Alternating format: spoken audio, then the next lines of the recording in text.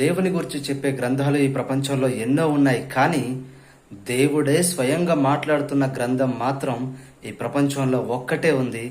అదే మన పరిశుద్ధ గ్రంథం, ది హోలీ బైబిల్. మీరు ఒకసారి చదవండి, ఆదికాండం నుండి ప్రకటన గ్రంథం వరకు చదవండి. ఎక్కడైనా సరే దేవుడు పరిశుద్ధత పరిశుద్ధత పరిశుద్ధత గూర్చి మాత్రమే ఎక్కువగా ప్రస్తావించడం జరిగింది, ఎక్కువగా చెప్పడం జరిగింది. కాబట్టి చాలామంది అంటారు, మీ బైబిల్ ఒక భూతు పుస్తకం అంటారు. భూతు పుస్తకం కాదు నాయన, నిజ జీవితంలో జరిగిన చరిత్ర వాస్తవాలను రాసినటువంటి, ఉన్నవి ఉన్నట్టుగా రాసిన పుస్తకం అది.